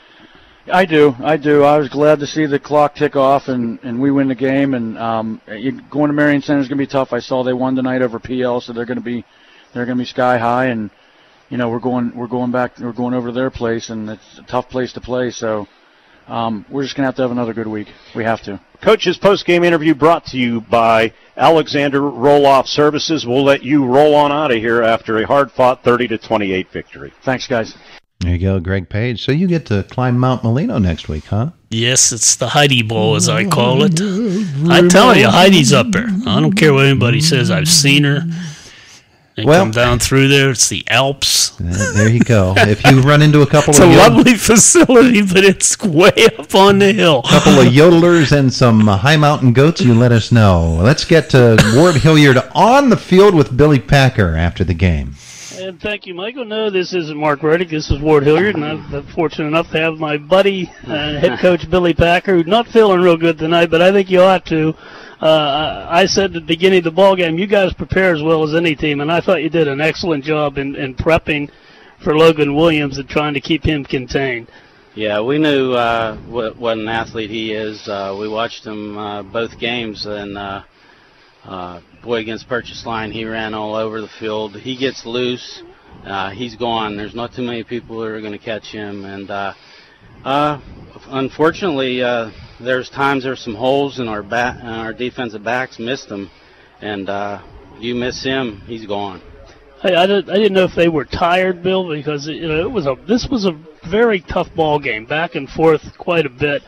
But I really felt you guys controlled the inside line play, and I would have expected Homer to do just the opposite. So that's a credit to what you guys did defensively. Yeah, I was pleased with our defensive line. I thought we did a nice job inside. They had a hard time running up inside, but they got us on the edge. We practiced that quarterback counter I don't know how many times, and they still got us on it. But they prepare. You're talking about prepare well. Greg always prepares well, and we know it going in.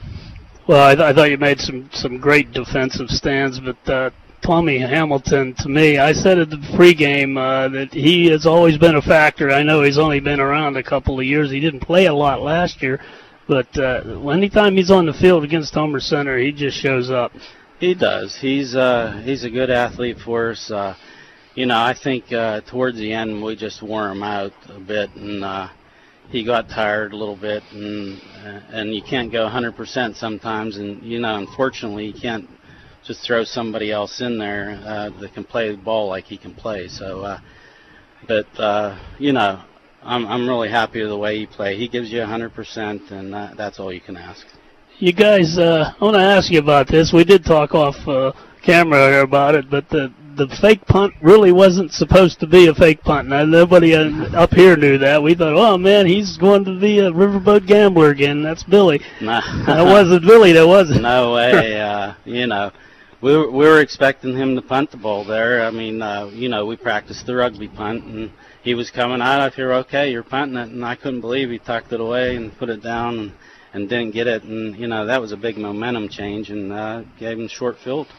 You ever seen a game that you've been involved with so many swings and momentum? This is typical Homer Penn's Manor game when you're evenly balanced the way you are.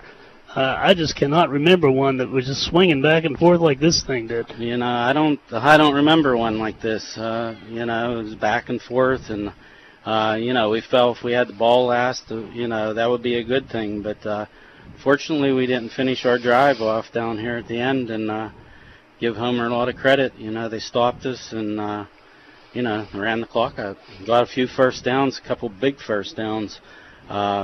And especially on that pass play, I think it was 3rd and 14 or something, and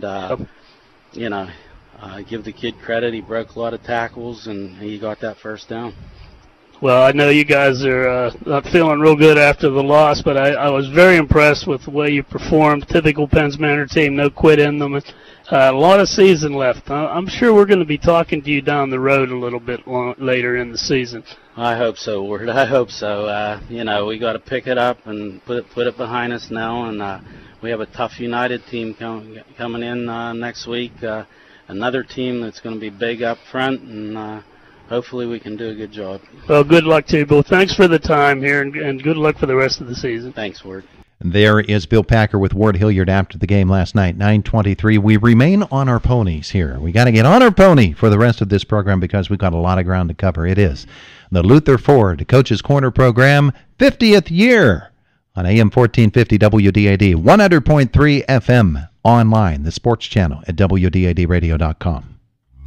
The summer sales event is in its final days at Luther Ford. For more than 61 years, Luther Ford's been your family-owned, community-minded, good neighbor Ford dealer. And whether you're in the market for a car, truck, or SUV, new or used, Luther Ford has you covered with huge savings on their entire inventory. Take advantage of huge savings and fabulous incentives on America's top-selling brand with 0% financing on most new models. But hurry, offer ends soon. Plus, if you're in the market for pre-owned, due to a huge volume of trade-ins this summer, Luther Ford has something for everybody. And if you're looking for that perfect startup vehicle for your son or daughter as they head back to school, see the special selection at Luther Ford. Luther Ford's award-winning master certified techs are the best in the business, and the service department now features extended hours till 7 on Monday nights and until 4 on Saturdays. If you're in the market for a new or used car, truck, or SUV, you gotta make it to Luther Ford for the final days of the Ford Summer Sales Event. Luther Ford, Route 119, Homer City. Open late till 8, Mondays, Tuesdays, and Thursdays. Open 24/7 at lutherford.com.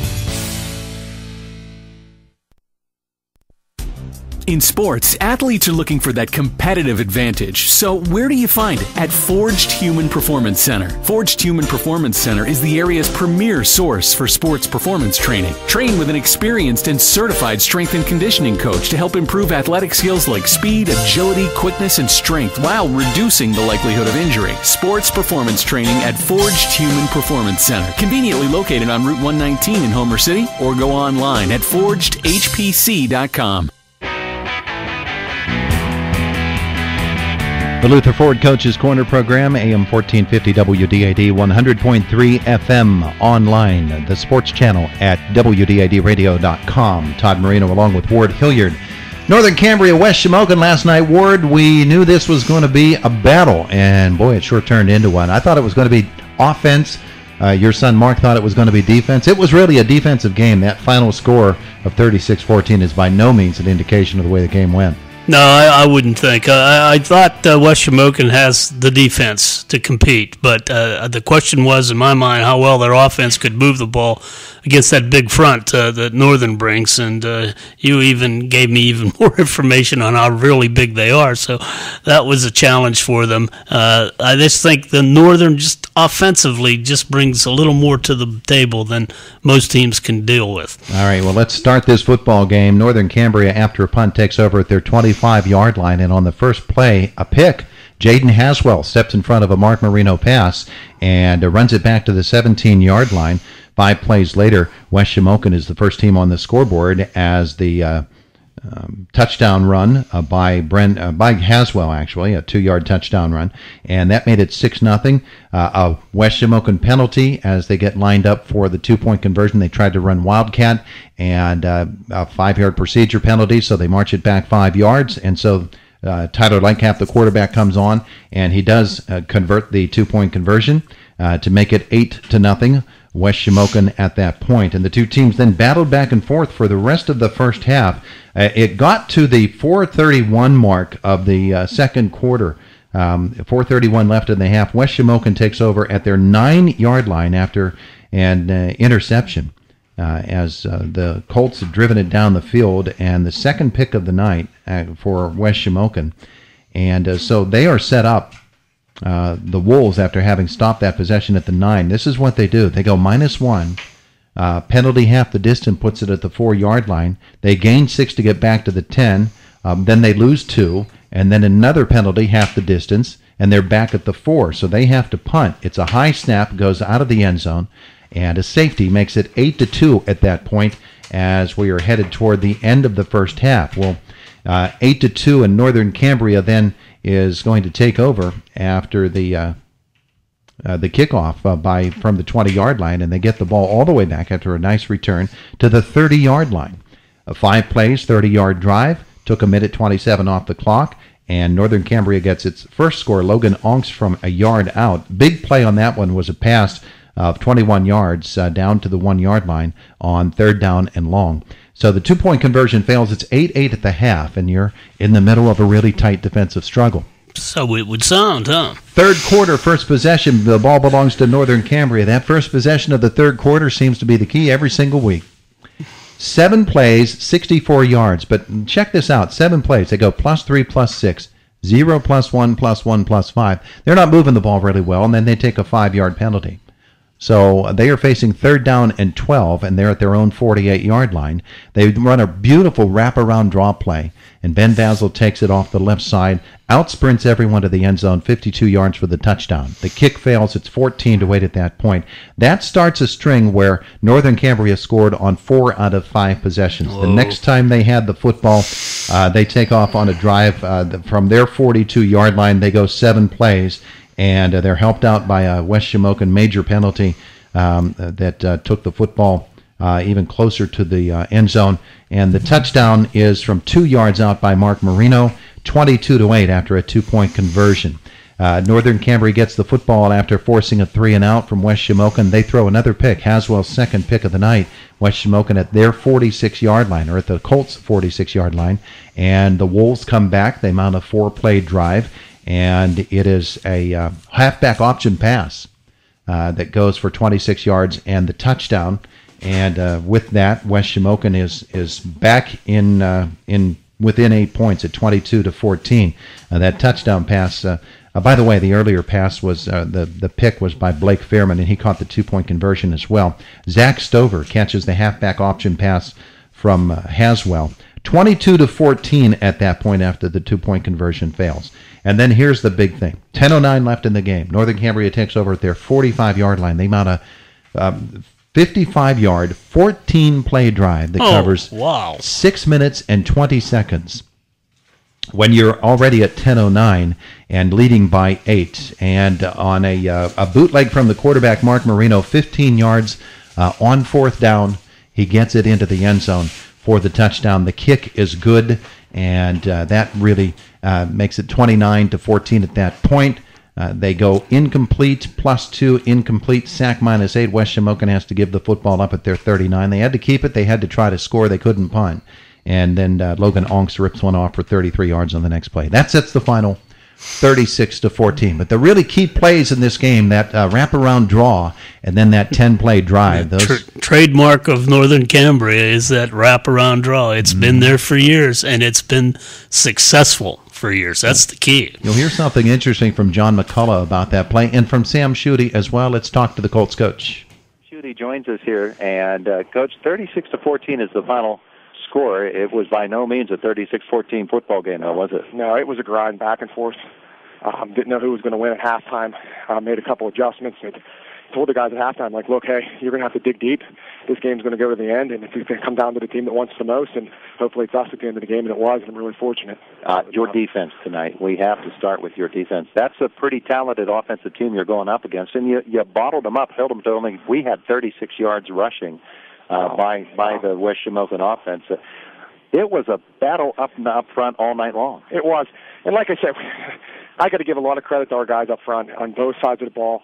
We give them so much credit for what they do, and they take pride in what they do, and they work so hard in the off season. They work so hard every day in practice, and it's showing tonight. I really think that they're really our rocks. I know, like Ben and Logan and Mark, they get all the accolades, but those 5 linemen, those guys are just lights out, and they've been all season. Well, some of the names that really stood out tonight: Nick Sifford had a big game. Wagner had a big game. Rezick was tremendous.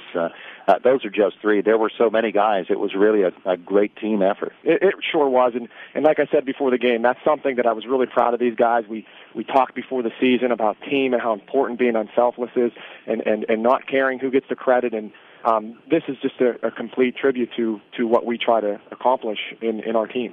Coach, the football game is tight. It's 8-8 at the half, and you come out and you have the football first. And you're still being bottled up. Their defense played great tonight, too. Oh, they absolutely did. We knew that coming in. It was going to be a battle. We told those guys it's not going to be 10-8, 15 yards. It's going to be 3, 2, 4. And it was. That's what we expected. You got the big wraparound draw, though, to Ben, and that play was so beautifully executed.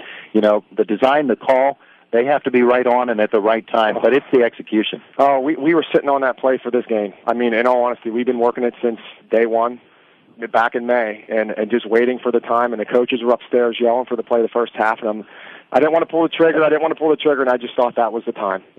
And fortunately for us, it worked out. Ben was able to go big with that play. Now, your quarterback, Mark Marino, of course, some great play. Again, that leadership we talk about. But early in the football game, you threw the interception and gave West Shamokin great field position.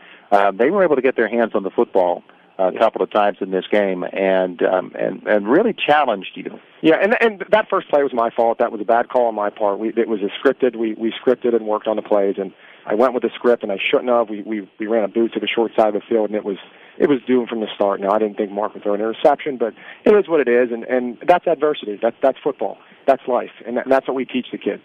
You're down 8-0, so what? You got a whole game to play, and that's been our attitude since that happened.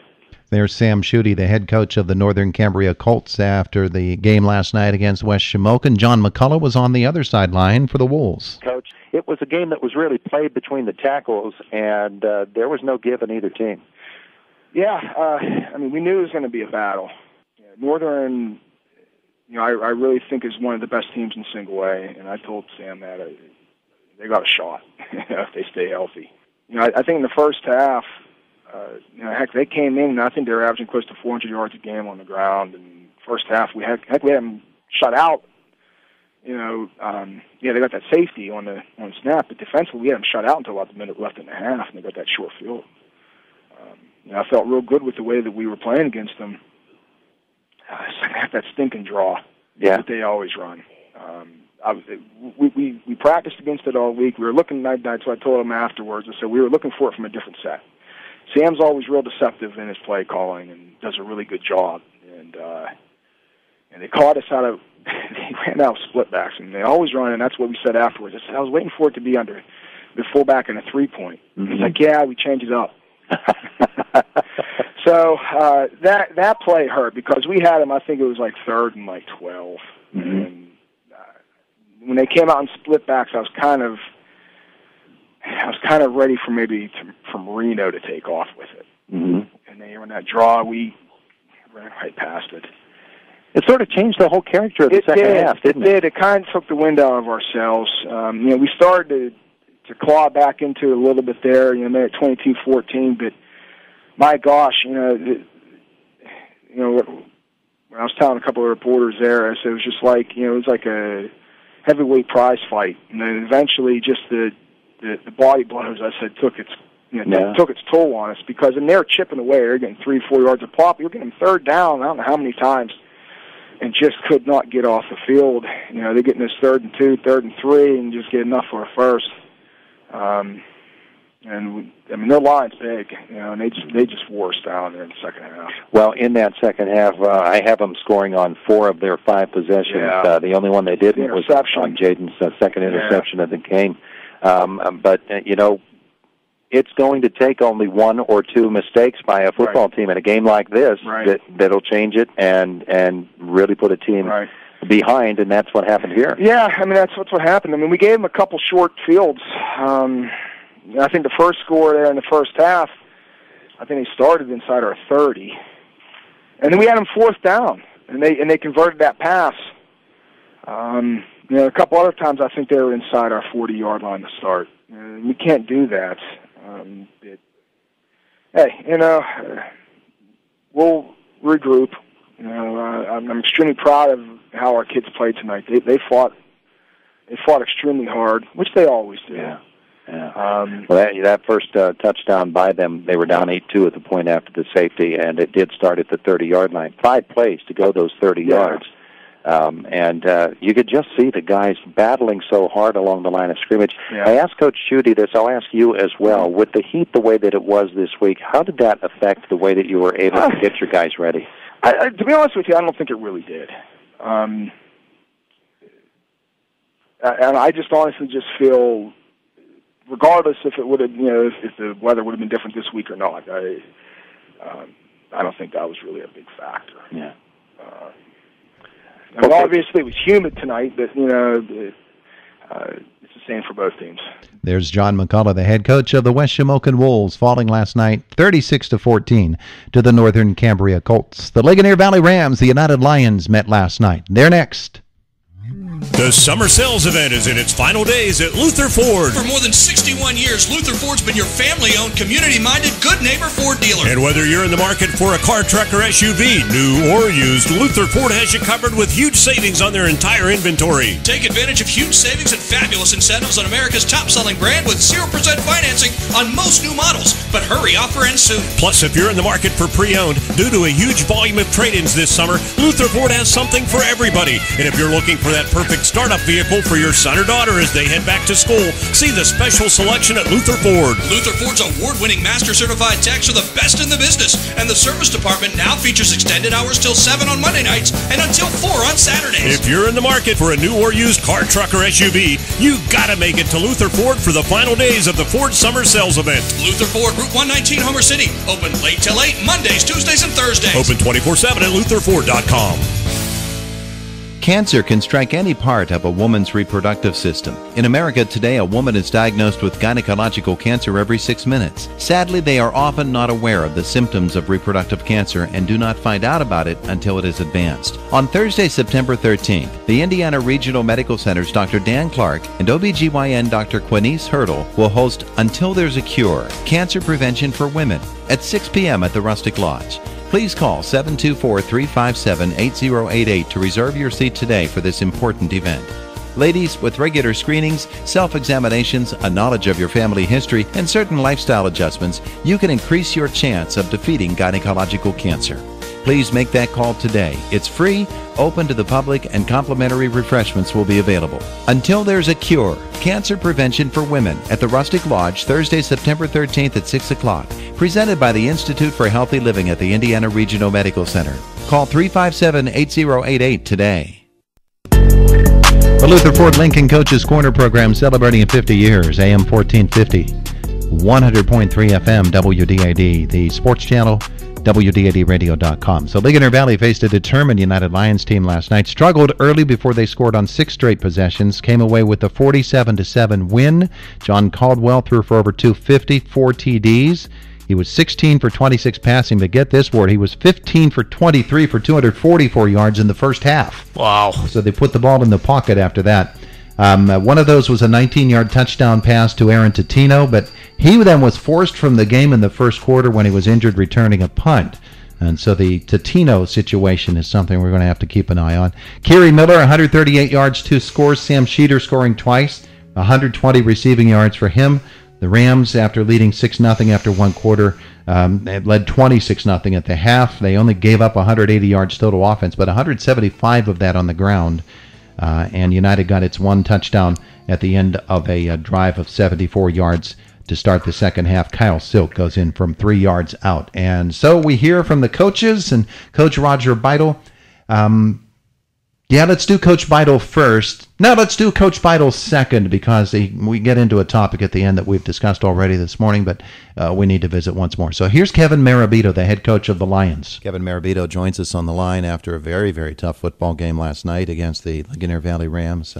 Used to be those LV United games were real battles in the trenches, and, well, it was again last night, Coach, wasn't it? Yes, it was. I mean, it was a good battle up front, Todd. I mean, our kids played with a lot of heart last night. I'm pretty proud of the way they responded to everything, and it was up front. I mean, to start with, I think our kids were kind of unsure up front if they could go toe to toe with them, and once I got a taste of it a little bit, I thought we stood up for who we were, and they did a pretty nice job up there because in the years past it was.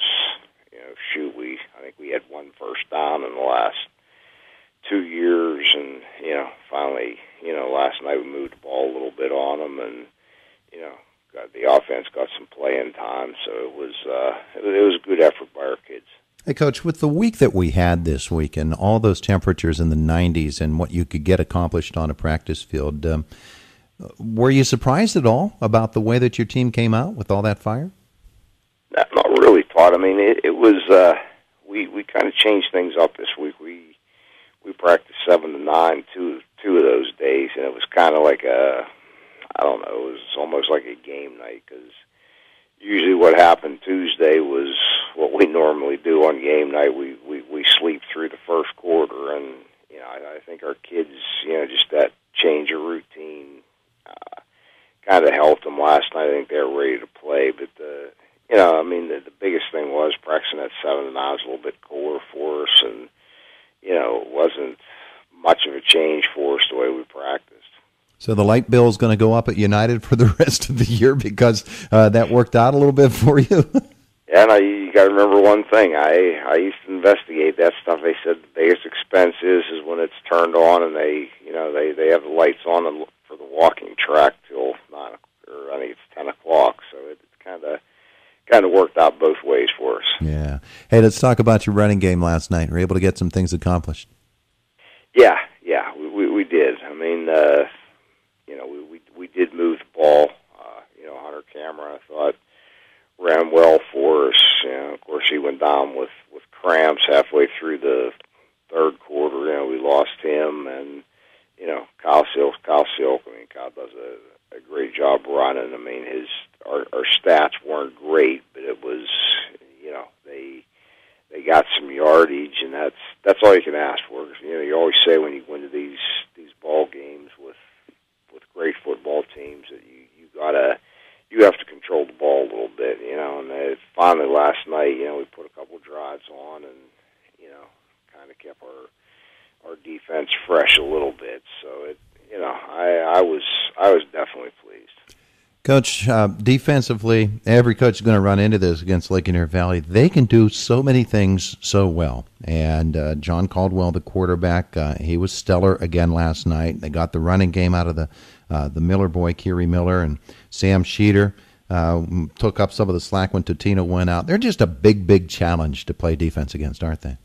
They are, Todd. I mean, they have so many weapons. I mean, I was disappointed in our defensive effort. I mean, but when you have weapons like they do, I mean, I knew what Kiri Miller could do. I mean, he's a tough runner. I mean, you watch him on tape, phenomenal what he does. Pretty good vision. I mean, when I was at Laurel Valley years and years ago, his brother Myers played for us, and Myers was a tough running back, and with that same vision, and Kerry did that, and Caldwell, and those kids there. I mean, it's tough because I think at one stage we had them 3rd and 20, and they picked up a first down on us. So I mean, they spread the ball around, and their quarterbacks are accurate with everything they throw, and it makes it tough. But I mean, I do give our kids credit. I mean, we battled them, but it's not the when you give up 47 points, it's not really what you want. But a lot of that has to be a credit to Ligonier. I mean, they did a lot of great things, and they definitely deserved to win. But as I said, I was proud of the effort of our kids. All right, so you take a head count, see who's available to you next week, and you turn it around on Friday night. Yeah, that's all you can do, Todd. I mean, we're kind of dinged up right now, so it's I'll know more probably Monday till we know for sure. We got a couple kids dinged up, so it's just part of the game. When your numbers are down as far as players, it makes it difficult, but that's why you play the game. It's the next man up. So that's where we'll face it. We'll see what we have. See what we have Monday. What players we'll have available, and we'll just pick up from there. I mean, Penn's Manor is going to be a tough road. I mean, Penn's Manor is Coach Packer does a great job getting those kids ready, and with our injury situation, it's going to be a good game. I mean, they're small and young, but they're awful scrappy. They really are. All right, Coach, we thank you for your time here this morning and look forward to talking with you next week. Okay, Todd, always a pleasure. There's Kevin Marabito of the United Lions on the other sideline last night, Coach Roger Beidel and the Ligonier Valley Rams. And we're on the line with Coach Roger Beidel, the Ligonier Valley Rams. Coach, the United Lions last night put up a pretty good fight against your ball club, and you had some adversity to overcome in that victory. It was a good football game, really until late, whenever there were some injuries on United's side, and that was really difference of why the score was what it was. So, a lot of credit to those kids and that coaching staff. They came up with a good plan. They battled all the way to the end, and our kids did have some adversity. We lost Aaron Totino on the punt return after the first series. He didn't return to play, and but out of that was positives because we found other kids on our team who stepped up and really had big nights for us and kept it going. Our quarterback threw for over 250 yards and 4 touchdowns, and Kerry Miller was a real strong runner for us last night, and Sam Sheeter picked up the load receiving with over 100 yards. So, that was nice to see those kids step into those roles. But I'll tell you this, Todd, it's a lot nicer to coach whenever you have an Aaron Totino on the field. Yeah, to be able to use all of your weapons and to have that as one of your weapons is certainly a great advantage for your ball club. But it really does speak to the depth and the fact that these guys have been through a lot of battles on the football field, and they're not going to panic, are they? No, they're not. And it's one of those things where that was one of the games. We needed that last night, quite honest. I felt that we didn't have a real good week of practice.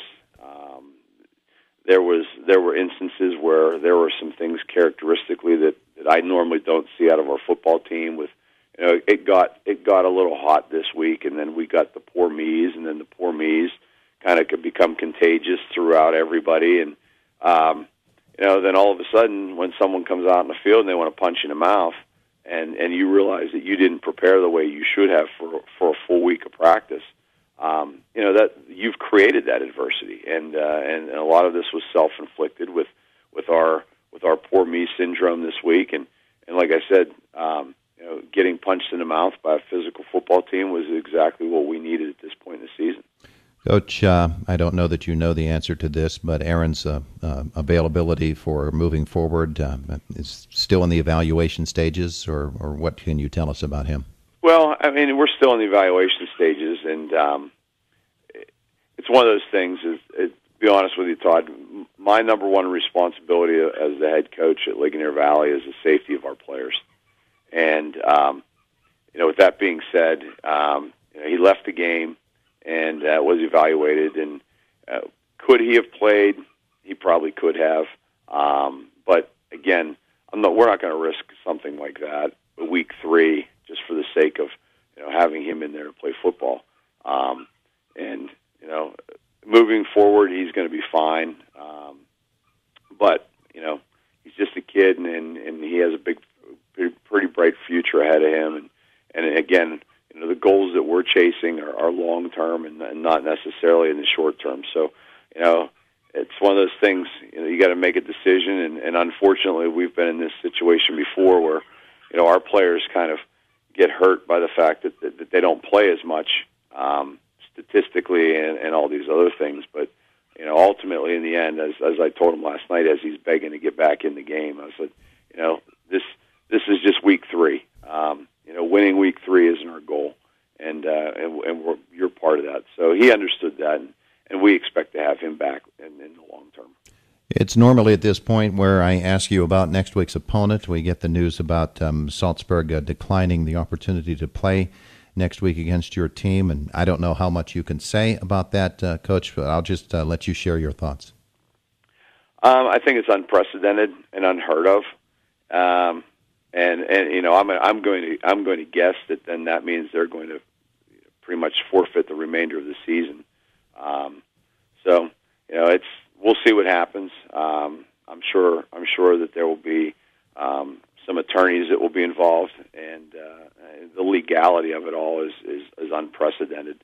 And again, how do you put a value on what you're taking away from kids based on a decision that was ultimately made, not just in the present, but this was something that we thought we were aware of, and a lot of people were made aware of all the way back in the spring. And I'm not sure how you put a monetary value on that, but I think we're going to find out, and we'll go from there. It's a shame. Other than that, I just can't believe that this could possibly happen. again, you think about our kids. And then the other thing I'll say, Todd, is if this turns out to be true, we only have 4 home games this year scheduled. This was one of our home games. The damage that this decision is doing to our band, our cheerleaders, many of our booster organizations that rely on that gate revenue for survival. Again, put a monetary amount on that as well. It's the legality of it, and the I guess you might say what you're costing all of these parties involved is more than just, we don't want to play a AA school. Even though you played Marion Center, so figure that one out as well.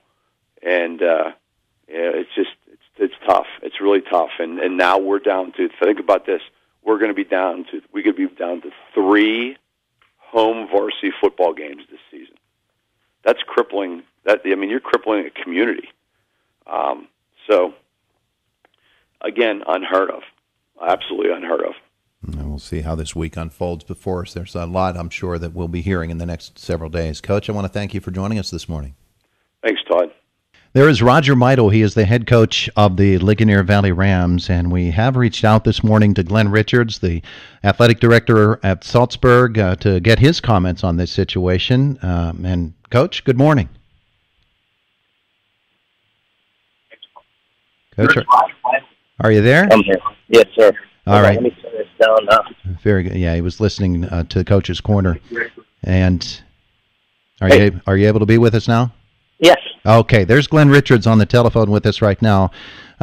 Coach, you know what the situation is involving your school and Ligonier Valley, scheduled to play them next week. Your thoughts on what went into the decision and how you expect this to unfold in the coming week?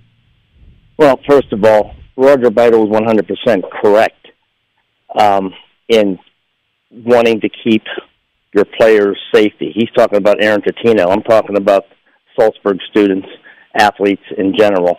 And yes, I've made comments. There's no doubt about it that in the past, through the district AD meetings, through our conference meetings, I talked to Corey Turchek. I did say it didn't matter if we could do it. You always know going into a game, our kids are playing with total exhaustion with kids our own size. And it's not like, we're playing AA. We're playing Ligonier. I'll give that man credit. He's turned that place around. They lift weights. We don't have that luxury. We have 60 kids. They have almost 200 or whatever, or 70, 200. It doesn't matter. You line those kids up in a gym class. You take 11 from the 200 bracket. You take 11 from the 60 bracket, and then you tell me who's going to win the game. Not only win the game, I don't really care about that. If I could really go in good faith to think that they can go up to Ligonier and stay healthy, last year I had parents tell me they were going to pull their kids off. I don't know if we were going to come up there. It's physically impossible to come up there, but I don't know if my parents would have let their kids come. I had to ask him to knock down the mercy rule last year in the second half because I had parents coming up to him, and I told him that. I told Corey that. And I did make comments in the spring, and I did say that. I saw him at Kiski Prep telling me how good they were going to be and all that stuff. So I'm looking at health, safety, and welfare of my kids. And when I say my kids, the student body and the existing program. It's not fair to be the lowest Class A school, to be in a bracket with almost all, people almost twice our size. It's just not fair. So I've been preaching. The West Pack. We can play Black Lake Valley, Conemaugh Township. But you know what? It's more about that win of 66-0 when your kids don't play that much anyway. So this is my whole point. My whole point is I'm just looking at the welfare of my students. And if it means me losing this AD job because I am out for our students, then it means that. But we cannot go up there. Crippling the community is none of my concern as far as crippling our players. And student athletes, he said it himself. That's his number one priority, and I'm just going to leave it at that. Coach, is the problem systematic? Is it a problem with the Heritage Conference or with District 6? And what do you think in the future is the solution to something like this? Well, the solution is, I went to him, and Corey Turchek will attest to it. He agreed with me. He may have been the only one in the conference. Everybody doesn't want to travel. Everybody doesn't want to do this. And then we're talking monetary. Is that what the issue is here, or is it the safety of the kids? Put us in a bracket by ourselves, just as Mark Burdick said. The classification was set up for small. You know, I don't have to play a double-A school in the playoffs when it counts, but we got to get to the playoffs. Homer City last year, Cinderella year, went to the state playoffs, but they couldn't beat Ligonier. You know what I'm saying? It's just, it's unreachable. It's not so much that Ligonier's double-A.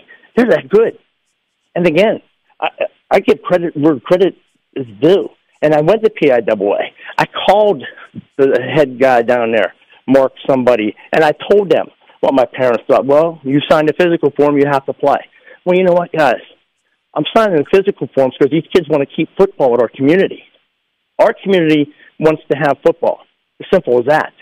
It's not monetary. It's just to live there. Football's my life. Football, if it wasn't for football, it wouldn't be here. Believe me, the culture has changed. Back in the day, we could play, it was seasonal. It's not like this everyday thing, continuous, 7-on-7s. Make it seasonal like it used to be. And then we had a universal joint for weightlifting. It wasn't until I got to college to know how to lift weights. Now these guys are year-round, and the people that's going to benefit are the people who don't have to work in the summer. And we're never going to compete that way. We can only compete with kids our own size, and that are the Conemaugh Valleys, the Ferndales, the Black Lakes, and then see how much participation I get from this. Who wants to come out and get their head kicked in by Ligonier? All right, Coach, I'd love to get into this more, but unfortunately we're out of time, and I'd love to know the health of your kids moving forward past next week, but we're going to have to step away. I do appreciate your spending time with us this morning. I'm sure there will be much more to come.